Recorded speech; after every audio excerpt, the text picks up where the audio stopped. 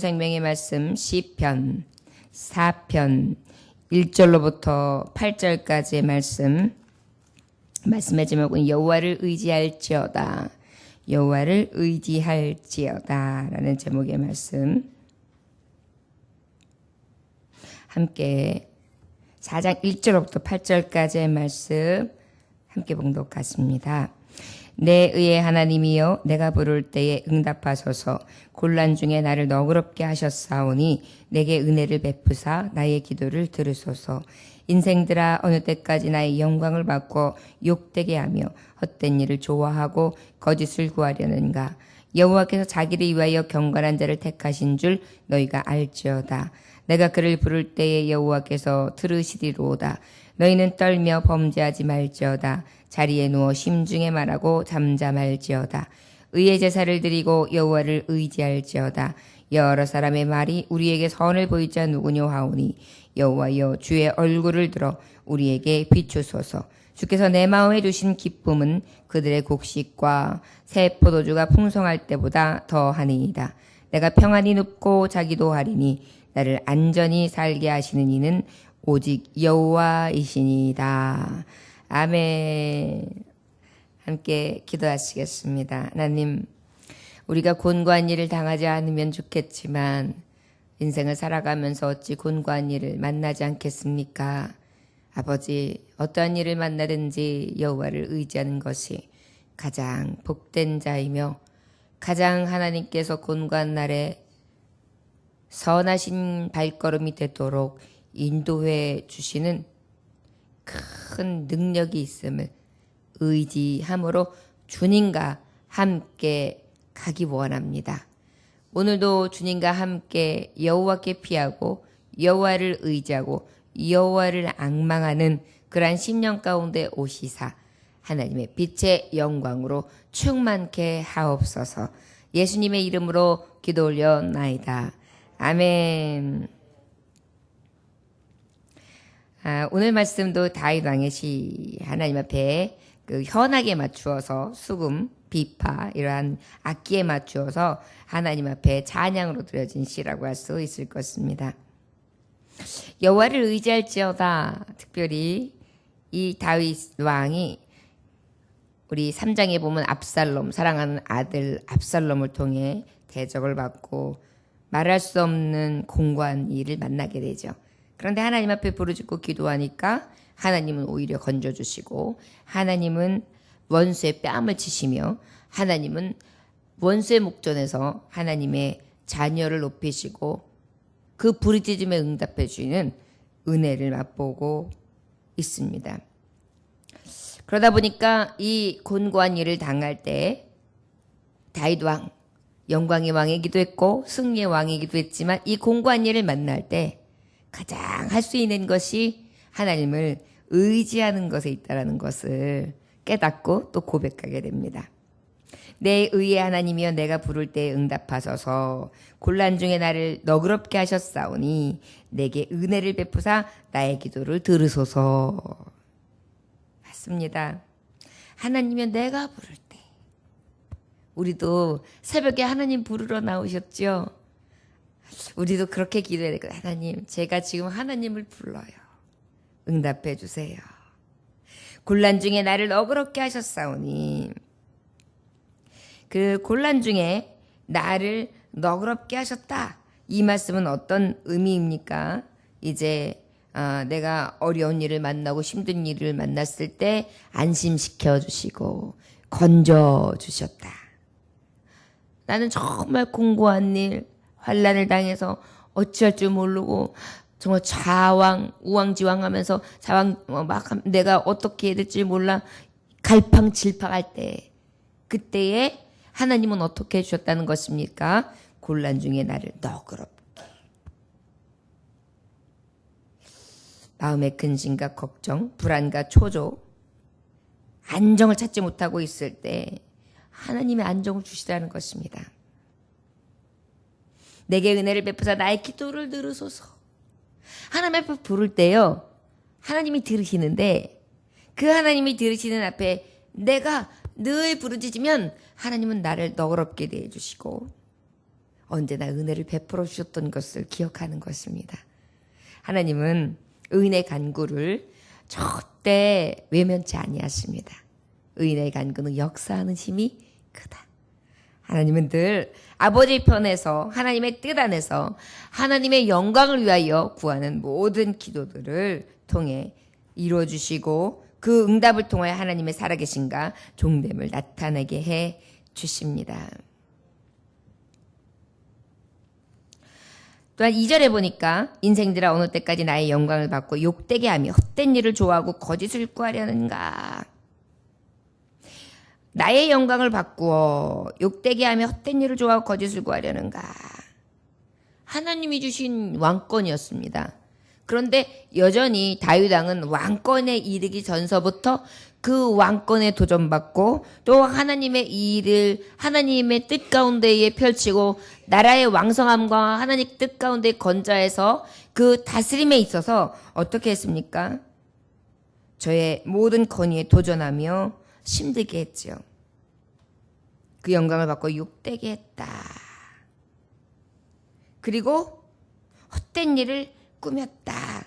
거짓을 꾸미고 계획하는 것이 다 가증하며 하나님이 보시기에 귀하지 않았던 것이죠. 마치 우리가 성경에 보면 다니엘을 모함하는 자들이 있었죠. 하나님의 말씀으로 살려고 해서 하나님의 뜻대로 살려고 해서 정한 마음을 가지고 내가 왕의 진미를 먹지 아니하리라 하면서 저는 하나님 앞에 정한 뜻으로 하나님 앞에 서고 그 다음에 하루에 3번씩 매일마다 성전을 향하여 창을 열고 내 주 여호와 하나님 앞에 간구하는 그런 다니엘이었습니다. 그런데 저는 하나님의 의를 구했을 뿐이고 늘 의와 공의와 정의를 행하며 사람 앞에서나 이방들 앞에서도 늘 곧은 심령으로 나아갔어요. 그럼에도 불구하고 저의 곧고 정말 저의 의와 저가 하고 있는 모든 의로운 행실에 대해서 오히려 어떻게 했습니까? 모함하고 악한 일을 괴사를 깨함으로 말미암아 결국은 어떻게 했어요? 풀무불에 들어 던지게 되는 그런 위험을 만나기도 하지요. 바로 하나님의 일을 하나님의 뜻대로 하나님이 주신 기업 유업을 향하여 우리가 달려가는 그때에 대적들은 가만히 두지 않습니다. 허사를 깨합니다. 헛된 일 괴사를 깨합니다. 그러나 너무나 귀한 것은 그때 우리가 할 수 있는 이 공고한 일을 만났을 때 할 수 있는 일이 무엇이 있어요? 가장 큰 무기 하나님 앞에 이르는 거예요. 하나님 앞에 구하면 하나님이 어떻게 해주십니까? 하나님이 들어주시는 거예요. 너그럽게 하시는 거예요. 은혜를 베풀어 주시는 것입니다. 3절에 여호와께서 자기를 위하여 경건한 자를 택하신 줄 너희가 알지어다. 내가 그를 부를 때 여호와께서 들으시리로다. 선하고 진실하며 사람 앞에 친절하고 하나님 앞에 진정한 교제와 합당한 기도와 합당한 열매 행실이 있는 경건한 자. 그를 택하신 줄 너희가 알지어다. 결국은 어떻게 해요? 곤고한 일을 만날 때 오히려 그때 하나님은 경건한 자를 택하신 것을 나타내 드러내시는 하나님. 합력하여 선을 이루시는 하나님. 여러분 다니엘이 그 어려운 일을 만나서 그 풀무에 풀무지라는 곳에 들어갔을 때에 어찌 보면 죽을 고비를 만난 거예요. 그런데 놀라운 사실은 그 가운데에 이야 다윗아 너 어떻게 그 상황에서 살아있냐? 한 사람이 더 있구나. 다니엘아. 그러고 보니까 뭐예요? 그 세 친구들이 함께 막 있을 때 그 옆에 있는 천사를 보잖아요. 그리고 머리카락, 옷자락 하나 타지 아니하고 불붙지 아니하며 그렇게 깨끗한 저들의 모습을 보게 됩니다. 그래서 어떻게 이야 너희의 하나님 너희가 믿는 하나님이 참시는 것을 내가 알았다. 그래서 어떻게 해요? 저들에게 향한 권위와 권세도 세워지고 하나님의 위엄과 영광도 드러내게 되죠. 이것이 바로 하나님을 믿고 의지하고 부르는 자들에게 주는 영광이라 할 수 있을 것입니다. 우리가 새벽에 나와 또 하나님 앞에 예배 중에 간구하는 모든 기도들과 부르짖음은 이토록 하나님의 선하신 뜻 가운데 높이시고 영광스럽게 하시기 위한 하나님의 뜻 가운데 여전히 하나님의 신실하심을 이루어가고 계신 과정이라는 것을 우리는 믿어 알아야 할 줄 믿습니다. 차절에 너희는 떨며 범죄하지 말지어다. 자리에 누워 심중에 말하고 잠잠할지어다. 이제 대적들아, 내가 간구하고 있어. 내가 여호와를 경외하며 의지한다. 범죄하지 말지어다. 자리에 누워 심중에 말하고 잠잠하라. 이제 잠잠하라. 밤에 침상에 누워서 가만히 생각하며 베갯잎을 적시며 반성하고 회개하라. 지금 했던 허사를 꾀했던 것, 헛된 일을 꾀했던 것, 하나님의 기름 부으신 자를 핍박하고 대적했던 것, 이런 모든 것들에 대해서 너는 어떻게 하느냐?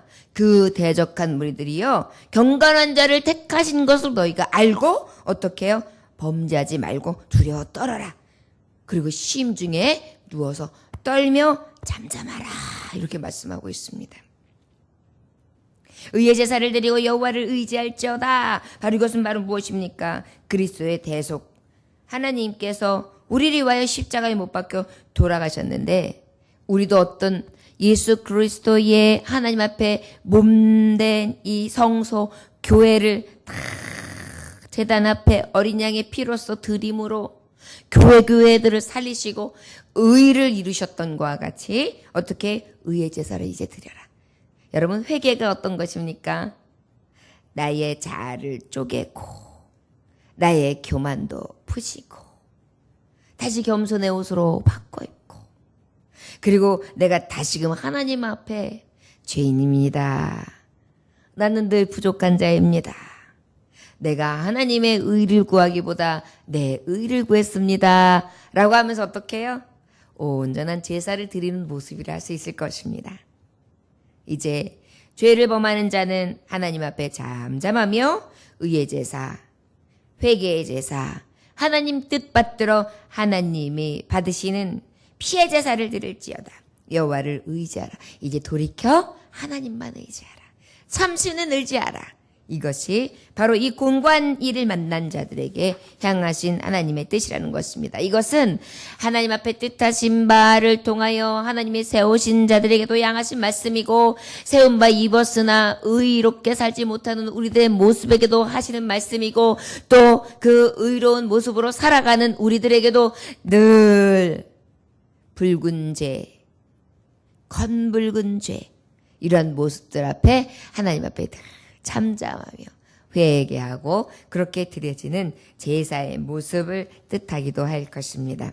여러 사람의 말이 우리에게 선을 보일 자 누구냐하오니 여호와의 주의 얼굴을 들어 우리에게 비추소서. 우리의 간구하는 건 무엇입니까? 하나님의 의를, 하나님의 공의의 빛을 드러내시사 이 어둠을 밝히시고 그들의 얼굴 가운데 비치심으로 하나님께서 영광으로 나타내 보이시기를 구하는 것입니다. 하나님의 얼굴은 영광의 빛이시죠. 그 영광의 빛은 어떻습니까? 어둠을 몰아내요. 대적을 몰아내요. 그리고 우리의 어두운 마음 가운데 환한 기쁨의 환희로 바꿔주세요. 여호와를 의지하면은 내 안에 어둠이 물러가요. 그리고 내 안에 기쁨이 찾아와요. 선하신 하나님 내 안에 영광의 빛으로 오시는 순간 내 어둠은 온데간데 없이 사라지죠. 바로 어둠 가운데 악한 원수마귀들의 대적들 가운데도 하나님의 영광의 빛이 쫙 임하고 그 구하는 자들의 편에 서면 어떻게 합니까? 어둠은 그 자리에 있을 수 없게 되는 것입니다. 주께서 내 마음에 두신 기쁨은 그들의 곡식과 세포도주가 풍성할 때보다 더하니이다. 어둠이 지나가고 내 안에 빛이 임하니까 기쁨이 확, 얼굴에 불안이 있었고 초조가 있었고 미움과 다툼과 시기와 원망과 질투의 눈이 그저 우르락부르락 옳지 못한 얼굴들로 그냥 굳어진 표정으로 그저 캄캄한 표정으로 있었는데 어때요? 이제 하나님이 그 어둠을 싹, 말하자면 하나님의 영광이 오셔서 싹, 성령의 빛으로 싹 임하니까 확 이제 우리의 얼굴빛, 낯빛이 어떻게 돼요? 기쁨의 낯빛이 되는 것입니다. 여러분, 성령 충만하심을 입으면 얼굴빛에 화색이 돌아요. 그래서 영광의 빛이 우리 안에 막 임하게 되어서 어떤 화장을 한 것, 어떤 우리의 인간의 의술로 이렇게 치장한 것과는 완전히 다른 빛이 나죠. 이게 바로 성령께서 우리에게 주시는 빛이라 할 수 있을 것입니다. 특별히 그 빛이 우리에게 열매로 나타나게 되고요. 얼굴빛뿐만이 아니라 우리의 행실의 빛으로 빛에 너희는 빛이라. 그래서 빛의 사자, 하나님의 빛을 받아서 그 빛을 반사하는 자, 빛의 자녀가 될 수 있도록 하나님이 바꿔주시는 것입니다. 그러다 보니까 어때요? 여러분, 우리가 곡식이 잘 익을 때가 언제입니까? 사과나무를 예를 든다면 사과나무가 이렇게 꽃을 펴요. 그리고 열매를 맺어요. 그 다음에 언제 가장 아름답게 익습니까? 이제 여름 햇빛을 지나서 가을의 햇빛, 비와 이런 것들을 피해서 진정한 그 깨끗한 하늘에 위해서 아주 쨍쨍하게 비춰지는 그 뜨거운 햇살을 받을 때 어떻게 잘 익어가지고 붉은 빛을 띠면서 달콤한 맛으로 그렇게 이렇게 열매를 만들어가지 않습니까? 하나님의 공의와 영광의 빛을 받은 우리에게 이런 열매들이 아름답게 달게 그렇게 맺혀지는 것입니다. 그러다 보니까 어때요? 그 열매를 보는 농부도 기뻐하시고 주인도 기뻐하시고 그 열매를 내고 있는 나무도 어때요? 내가 지금 살아있는 거예요. 그래서 주인이 기뻐하시는 것만큼 주인이 내게 공들이시고 사랑을 베푼 것만큼 나도 어떻게 해요? 거짓 없이 그 열매를 통해 기쁨을 드리는 것입니다. 내 기쁨이 뿐만 아니라 하나님의 기쁨까지 되는 것입니다. 내가 평안히 눕고 자기도 하리니 나를 안전히 살게 하시는 이는 오직 여호와시니다.